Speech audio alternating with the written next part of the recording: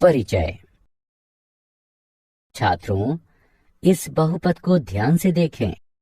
आप इसके बारे में क्या कुछ कह सकते हैं? यह चर x में घात का बहुपद है। तुम सही कह रहे हो। ठीक उसी तरह 2y का वर्ग घटा 3y जमा 4 y चर का द्विघात बहुपद है एवं 5x घन घटा 4x वर्ग जमा x घटा वर्गमूल 2 x चर का त्रिघात बहुपद है। सर, क्या यह बहुपद व्यंजक है? नहीं, इनमें से कोई भी व्यंजक बहुपद नहीं है। आज हम लोग बहुपद के बारे में विस्तार से जानेंगे। उद्देश्य। इस पाठ के अंत में आप निम्न करने में सक्षम हो जाएंगे। बहुपद के शून्यकों के ज्यामितीय अर्थ की व्याख्या करना, बहुपदों के तीनों प्रकारों के शून्यकों की व्याख्या करना, एक बहुपद के शून्यकों एवं गुणांकों के मध्य संबंध को समझना, बहुपदों के लिए विभाजन एल्गोरिथ्म की व्याख्या करना। परिभाषाएं। एक बहुपद की घात उस पद की घात के बराबर होती है जिसकी घात बहुपद में सर्वोच्च होती है। एक घात वाले बहुपद को रैखिक बहुपद कहते हैं। दो घात वाले बहुपद को द्विघात बहुपद कहते हैं। तीन घात वाले बहुपद को त्रिघात बहुपद कहते हैं। बहुपद का शून्य बहुपद का हल है। इस प्रकार सामान्य तौर पर यदि k शून्य है तो p x बराबर ax जमा b, तब p k बराबर ak जमा b बराबर शून्य, अर्थात k बराबर घटा b बटे में a। अतः ax जमा b रैखिक बहुपद का शून्यक होगा। माइनस b बटे में a जो कि बराबर होगा घटा अचर पद बटे x के गुणांक के। बहुपद के शून्यकों का ज्यामितीय अर्थ। एक रैखिक बहुपद ax जमा b के लिए a जो कि शून्य के बराबर नहीं है, y बराबर ax जमा b का ग्राफ सरल रेखीय है जो वास्तव में एक बिंदु घटा b बटे a पर x अक्ष को प्रतिच्छेदित करता है। इस प्रकार रैखिक बहुपद ax जमा b जहां a बराबर शून्य नहीं है उसमें यथार्थतः एक शून्यक है। बहुपद समीकरण y बराबर ax वर्ग जमा bx जमा c द्विपद समीकरण है। द्विपद समीकरण का ग्राफ परवलयिक होता है। बहुपद के शून्यकों का ज्यामितीय अर्थ। y बराबर ax वर्ग जमा bx जमा c के ग्राफ के आकार का प्रेक्षण करने से तीन स्थितियां संभावित हैं। आइए एक एक कर इन तीनों स्थितियों पर विचार करते हैं। स्थिति 1। इस स्थिति में ग्राफ x अक्ष को दो भिन्न बिंदुओं a एवं a' पर काटता है। इस प्रकार a एवं a' के x निर्देशांक द्विघात बहुपद ax का वर्ग जमा bx जमा c के दो शून्यक हैं। स्थिति 2। इसमें ग्राफ x अक्ष को वास्तव में एक ही बिंदु पर काटता है, अर्थात दो संपाती बिंदुओं पर।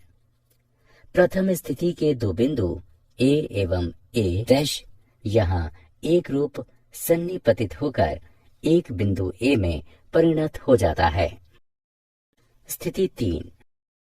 इसमें या तो ग्राफ पूर्ण रूपेण x अक्ष के ऊपर होता है या फिर पूर्ण रूपेण x अक्ष के नीचे।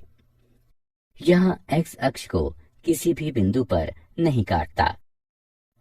इस स्थिति में द्विघात बहुपद ax वर्ग जमा bx जमा c में कोई शून्य नहीं होता।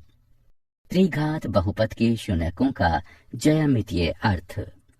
बहुपद समीकरण y बराबर ax का घन जमा bx का वर्ग जमा cx जमा d त्रिघातीय समीकरण है। यह एक त्रिपदीय बहुपद के लिए ग्राफ की संरचना है। एक बहुपद के शून्यकों एवं गुणांकों के मध्य संबंध। रैखिक बहुपद के लिए ax जमा b a बराबर नहीं है शून्य के। ax जमा b का शून्यक है घटा अचर पद बटे x के गुणांक के, जो कि बराबर होगा घटा b बटे a के। उदाहरण 2x जमा 3 का शून्यक घटा 3 बटे 2 है। द्विघात बहुपद ax का वर्ग जमा bx जमा c a जो बराबर नहीं है शून्य के। यदि अल्फा बीटा ax का वर्ग जमा bx जमा c के शून्यक हैं, तब शून्यक अल्फा जमा बीटा का योगफल होगा घटा x के गुणांक बटे वर्ग x के गुणांक के, जो कि बराबर होगा घटा b बटे a के। शून्यक अल्फा बीटा का गुणनफल बराबर होगा अचर पद बटे वर्ग x के गुणांक के, जो कि बराबर होगा c बटे a के। उदाहरण यदि अल्फा बीटा 2x वर्ग जमा 3x जमा 2 के शून्यक हैं, तो अल्फा जमा बीटा बराबर है घटा 3 बटे 2 के, और अल्फा गुणा बीटा बराबर होगा 2 बटे 2 यानी 1 के। त्रिघातीय बहुपद के लिए यदि अल्फा बीटा गामा त्रिघातीय बहुपद ax का घन जमा bx वर्ग जमा cx जमा d बराबर शून्य के शून्यक हैं, तब शून्यक अल्फा बीटा गामा का योगफल होगा घटा वर्ग x के गुणांक बटे घन x के गुणांक के, जो कि बराबर होगा घटा b बटे a के। यहाँ अल्फा बीटा जमा बीटा गामा जमा अल्फा गामा बराबर है x के गुणांक बटे घन x के गुणांक के, जो कि बराबर होगा c बटे a के। शून्यक अल्फा बीटा गामा का गुणनफल बराबर होगा घटा अचर पद बटे घन x के गुणांक के, जो कि बराबर होगा d बटे a के। उदाहरण के लिए यदि अल्फा बीटा गामा 4x का घन जमा 2x वर्ग जमा 3x जमा 1 के शून्यक हैं, तो अल्फा जमा बीटा जमा गामा बराबर है घटा 2 बटे 4 के। अल्फा बीटा जमा बीटा गामा जमा अल्फा गामा बराबर है 3 बटे 4 के। अल्फा गुणा बहुपदों के लिए विभाजन एल्गोरिथ्म। यदि px एवं gx दो बहुपद हैं, जबकि gx बराबर नहीं है शून्य के, तब हम बहुपद qx एवं rx इस प्रकार ज्ञात कर सकते हैं। px बराबर gx गुणा qx जमा rx, जहां rx बराबर शून्य अर्थात rx की घात छोटी है gx की घात से। आइए 5x घन घटा वर्ग x जमा 6 को x घटा 4 से भाग करते हैं। हल। सबसे पहले समस्या को व्यवस्थित करते हैं। स्मरण रहे कि हमारे लिए यह आवश्यक है कि पदों को घातांकों के घटते क्रम में लिखें तथा यह सुनिश्चित करें कि हमसे कोई त्रुटि नहीं हो। हम कोई भी अनुपस्थित पद शून्य गुणांक के साथ जोड़ते हैं। प्रथम बहुपद का प्रथम पद प्राप्त करने के लिए x घटा 4 के गुणन की आवश्यकता पड़ती है। इस स्थिति में यह 5x वर्ग है। इस प्रकार x घटा 4 को 5x वर्ग से गुणा करते हैं एवं गुणनफल को प्रथम बहुपद में से घटाते हैं। इस प्रकार बने नए बहुपद को शेष कहते हैं। हम इस प्रक्रिया को तब तक जारी रखते हैं जब तक कि शेष की घात भाजक की घात की तुलना में न्यून न हो जाए। इस स्थिति में यह x घटा 4 है।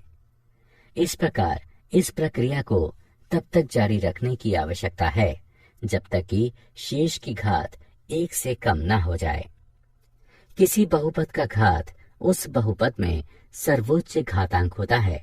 इसी प्रकार एक स्थिरांक को शून्य घात वाला बहुलक समझा जाता है।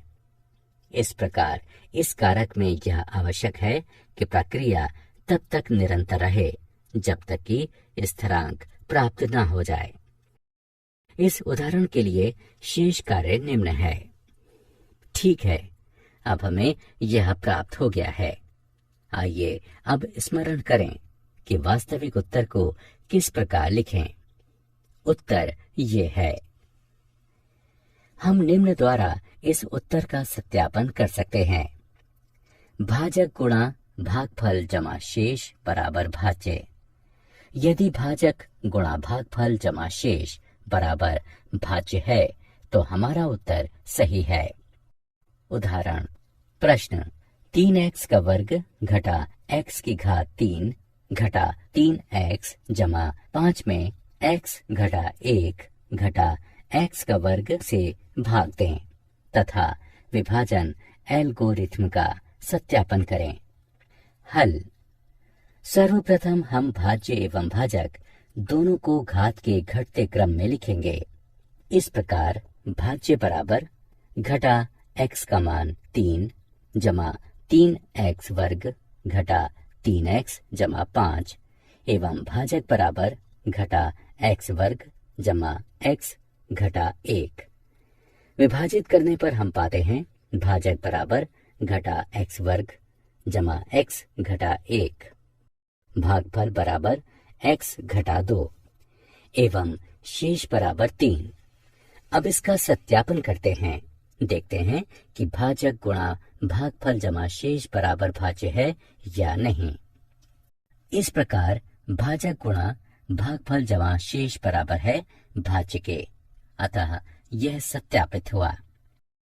क्या आप जानते हैं हमारे पास बहुपद से जुड़े बहुत से उपयोगी तथ्य हैं। बहुपद सभी प्रकार के गणितीय व्यंजकों में सहायक होते हैं क्योंकि इनमें से प्रत्येक केवल गुणा एवं जोड़ की संक्रियाओं में ही लिप्त होते हैं। बहुपद फलन में वास्तविक शून्यकों की संख्या कभी भी बहुपद की घात से अधिक नहीं होती है। प्रत्येक बहुपद पूर्णांक घातांक तथा स्थिरांक के साथ पूर्णांकों में रैखिक अथवा अलघुकरणीय द्विघात के गुणनफल का गुणक हो सकता है। सारांश। आइए हमने जो कुछ सीखा है उसे संक्षेप में दोहराएं।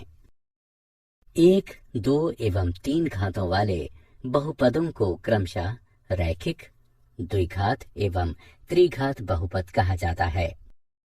एक द्विघात बहुपद ax वर्ग जमा bx जमा c, जहाँ a, b, c वास्तविक संख्याएं हैं तथा a शून्य के बराबर नहीं है के रूप में होता है। एक बहुपद px के शून्यक उन बिंदुओं के x निर्देशांक होते हैं जहाँ y बराबर px का ग्राफ x अक्ष को प्रतिच्छेदित करता है।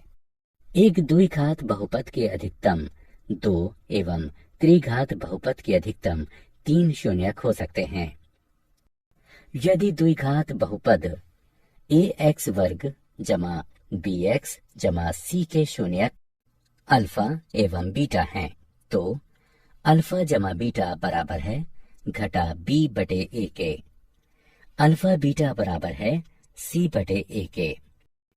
यदि त्रिघात बहुपद ax की घात 3 जमा bx वर्ग जमा cx जमा d बराबर 0 के शून्यक अल्फा बीटा a गामा है तो अल्फा जमा बीटा गामा बराबर है घटा b बटे a के। अल्फा बीटा जमा बीटा गामा जमा गामा अल्फा बराबर है c बटे a के। अल्फा बीटा गामा बराबर है d बटे a के।